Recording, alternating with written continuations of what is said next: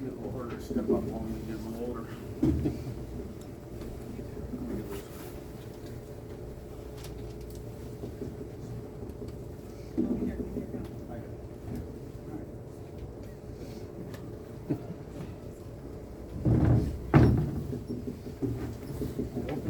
All right. Well, in life, all good things come to an end eventually. I give Ohio State a lot of credit. They dominated the football game. Thought we got off to a good start. And good football game there for a while, 7-7.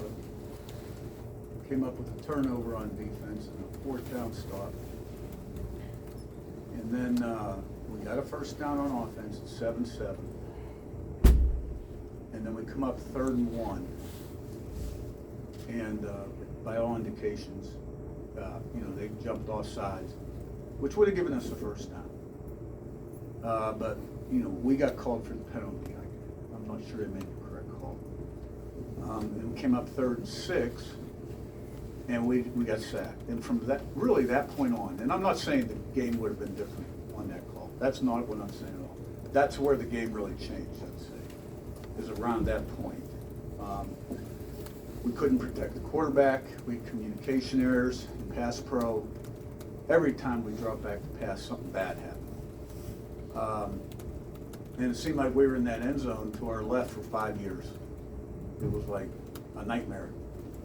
We dropped the punt down back there. And really, we were fortunate to go into halftime only 7 points down. And they've been a great third quarter team, Ohio State. Couldn't get anything going still on offense. They had a big punt return.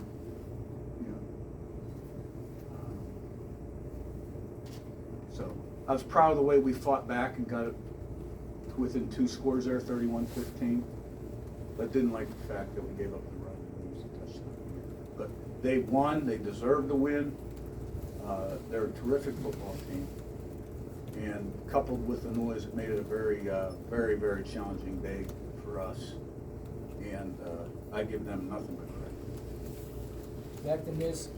I guess, Curt, I recognize you can't watch film yet, but you talk about really struggling in particular in pass protection. What was Ohio State doing that your line just kind of couldn't solve? Nothing we haven't seen on tape in practice, though.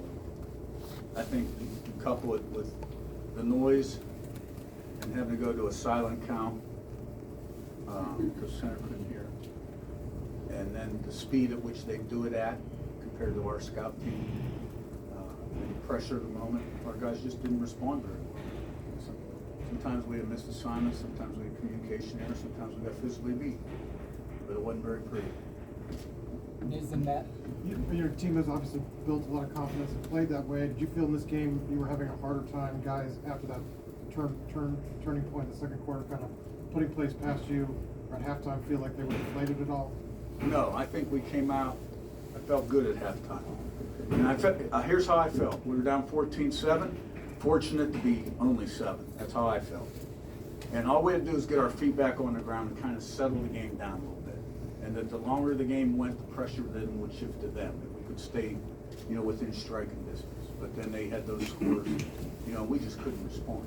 We did start to get a little ground game going, but we'd call pass and get sacked, get way behind the chains. So I was proud that we scored that last touchdown, and made the 2-point conversion, 31-15. You're kicking an onside kick. Now, who knows, but then, that's that. Matt and Ross. Coach, special teams have been solid all year. You got the drop time by James, and then the kick back on a punt return, for a touchdown. I guess, how deflating is that? How frustrating is it? It's almost, the drop punt snap is almost like a turnover. Oh, yeah, it's 14 points. We went into the game plus 10 in the turnover ratio, and those are like turnovers, right? Ohio State was plus 4 going in, so the drop punt is definitely like a touchdown.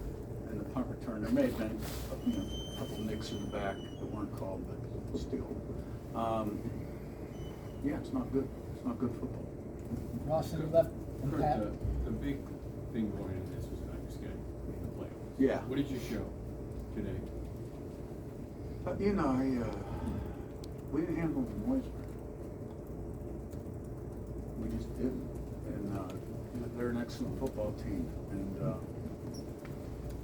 I didn't think we played our best game today. Because I think a big part of that was because of that. Playoffs? What about? Do you think your team deserves to be in? I don't make those decisions, you know, I think it's probably more important right now that I focus on our next game, a big in-state rival against Purdue, who Indiana hasn't beaten in how many years? 19. Since 19. I think that needs to be everybody's focus. Pat, on your left. Any thoughts on them scoring that last touchdown? No, he's got to do what he has to do for his team. Rick in front. The very first drive you guys were in, what changed from that point on? Yeah, good question, and it's hard for me to recall series 2 and 3. You know, what happened after that, because I think we had some opportunities. We got down in that end zone, that corner of that end zone, seemed like we were down there, it seemed like we were down there for a quarter and a half. And, they were just teeing off on us. And I don't know if it was the silent count and the trigger by the guard, you know, where they were able to time up some blitzes. That we couldn't protect the quarterback. And we were probably throwing the ball a little bit more. You know, didn't try to run the ball. We didn't get anything going on offense. That's really what happened. We got, for probably 5 or 6 series, we got nothing done on offense. Ravi and Sammy. Yeah, Coach, what works day? You know, was it just the blitzes? Was it, when you look at passing yards, especially when you subtract sacks, was that just their blitz package, their rush? Was there some things he didn't see, he just didn't produce? It becomes a combination. Kind of snowballs. One time's this thing, next time's that. Sam on your left and Seth. Coach, the defense played pretty well. What can you take away from that to bring on to the bucket game and Yeah. into the postseason? Yeah, I thought so too. I mean, there were a few moments, I know the defensive coaches aren't real pleased, but I thought overall, you know, I mean, they got some guys now on offense, you know, that can make plays. And, I mean, if you take out that last long run, right, when it was 31-15, and basically they're just running 4-minute offense right there. We didn't never running a wedge play.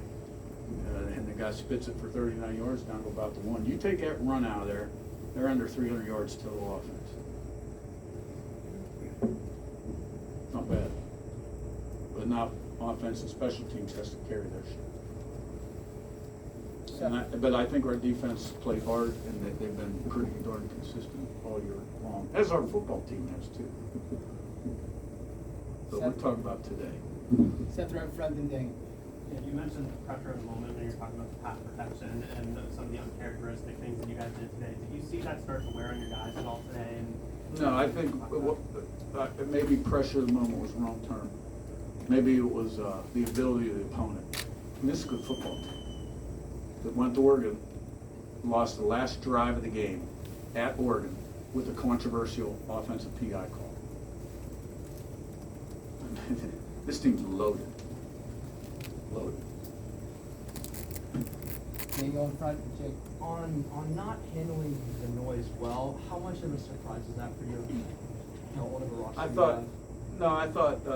I thought we'd be able to handle it with our normal cadence based on the reports that we've gotten. But some of the linemen could hear, but the center couldn't. The way it goes silent. It wasn't a problem. I mean, we got the ball snapped. All right, your left, last one. You said earlier that you don't make the decision about who's in the playoff, but do you think going into this last week, like we should be one of the 12 teams that's in the playoff based on your body of work at this point? Is that a serious question? I'm not even going to answer that. The answer's so obvious. That you should be. All right, thanks, Coach. Thanks, guys. Thanks, Kurt.